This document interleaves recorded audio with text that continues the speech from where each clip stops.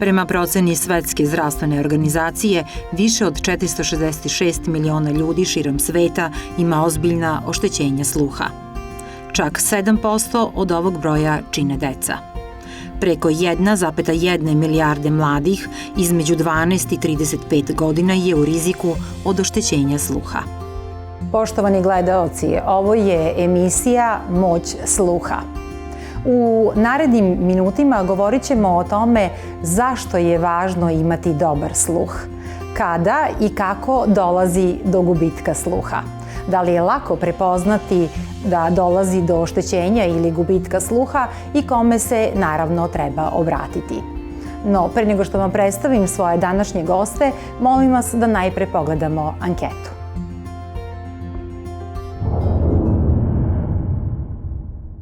Da li ste testirali svoj sluh? Nisam skoro, imam možda 5 godina. Nisam, a nemam potrebe, sve čujem dobro. Da, pa kad sam bio za vozačku, znaš, i onda puste zvuk. Po onome koliko ja vidim da kasnim malo, znači nije 100%. Nisam, ali sam zadovoljan. Ne, nisam, a ne. Pa relativno skoro, možda ima jedno 5-6 meseci. Nisam skoro, ali sam testirala. Testirao na lekarskom pregledu i okej. Nisam testirala, zadovoljna sam. Išao sam i to pre možda 2-3 godine. Nisam testirao iz razloga što nisam osjećao neku potrebu.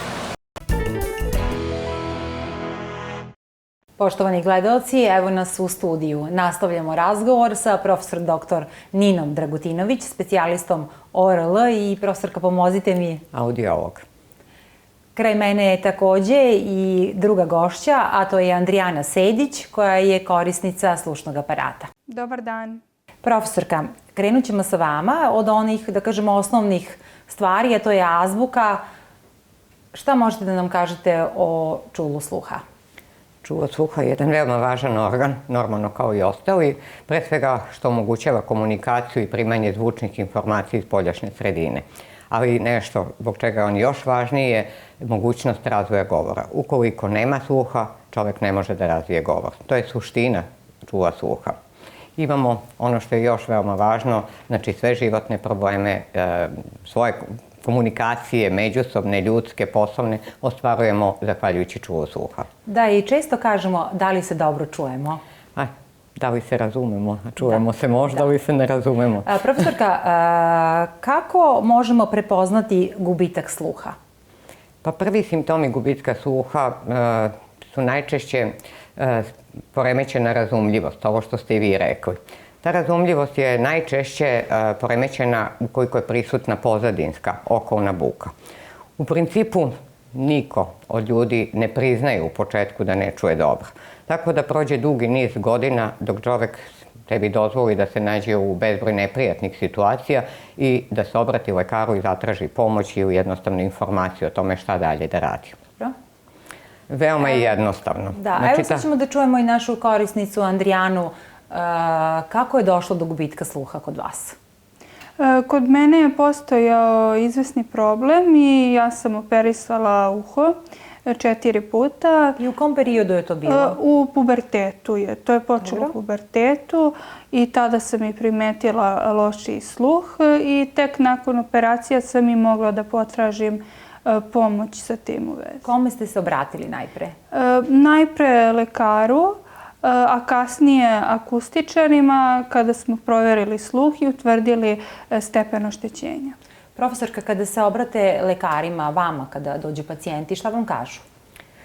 Uglavnom iznose neprijatne situacije u kojima su se našli i dalje ne veruju da imaju gubitak sluha, misle da čuju dobro, možda na neku uvo malo manje. Međutim, to se veoma lako u ambulanti odradi odmah audiometrija, ispita se sluh i onda na licu mesta možemo da postavimo veoma brzo dijagnozu. Na osnovu toga, kakvo je oštećenje sluha, da li je to reč o oštećenju koje je trajno i koje ne može da se koriguje na bilo koji drugi način, preporučujemo da uzmu slušne aparate. I pre svega da se prvo probaju slušni aparati kako bi čovek doživeo taj osjećaj da ponovo čuje, da ponovo razume govor, da ponovo može, što kažu ljudi, da se vrati mladost. Jer uglavnom pad sluha ide i sa godinama. Postoji drugi načini oštećenja sluha, ali je najčešće taj fiziološki pad sluha koji prati. Da li ih vi u razgovoru ohrabrujete, dakle da... Normalno. Ja mislim da pacijenti moraju da budu dobro informisani i dalje svi imaju taj trip da se ti aparati vide, da su oni bučni. Svi su bili prisutni nekad u životu kad nekome aparat pišti, kada se samim tim skreće i pažnja u nekom društvu na tu osobu koja nosi aparat. Ipak, znate šta, sada se neguje neki kut mladosti, svi bi da se ispegaju bore i muškarci i žene, da svi budemo mladi, lepi, a slušni aparat je ipak neki dokaz starosti. I dalje vlada stigma među ljudima da je to sramota nositi slušni aparat. Evo sada ćemo da čujemo od naše Andrijane. Andrijana, šta se u vašem životu promenilo od kad nosite slušni aparat i molim vas, hoćete li da nam pokažete kako on izgleda? Naravno.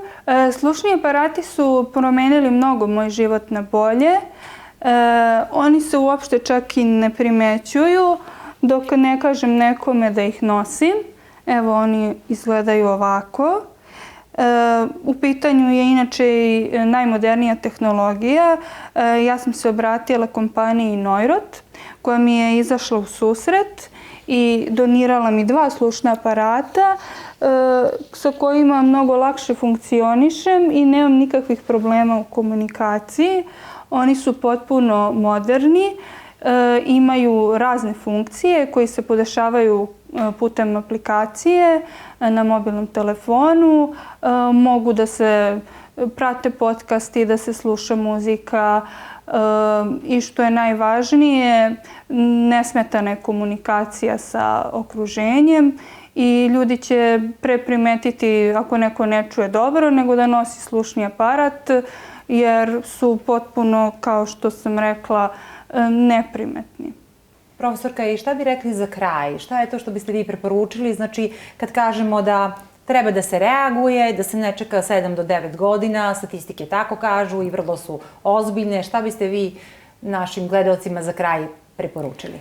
Ja bih našim gledalcima samo ponovila ono što kažu moji pacijenti. Žao mi je što sam čekao toliko vremena. Znači, kad primete da imaju pad sluha, glupo je da provedu i godinu, i 2, i 3 u nekom mučenju gde se gubi kapacitet i energija mozga na razumljivost govora, da biste shvatili sagovornika ili pratili televizijsku emisiju. Odriču se mnogih stvari.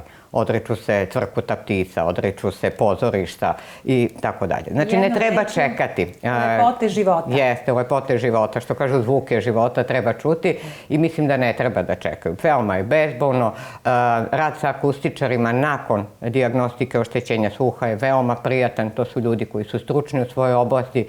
Nema neprijatnih situacija, nema nelagodnosti. Slušni aparati su savršenstvo tehnike. Vi znate, medicina i elektronika idu zajedno. Tako da je veoma prijatno i mislim da ne treba da čekaju. To je jedino što mogu da im preporučim, da su uvek otvorena vrata i za savjetovanje. Ne mora... Dobro. Profesorka, hvala vam na ovom jako lepom objašnjenju. Hvala i vama, poštovani gledaoci, na pažnji.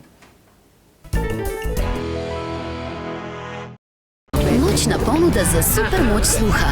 Do 25.000 dinara popusta na slušne aparate visoke klase. Otkrite svoju moć sluha uz slušne aparate iz Neurota.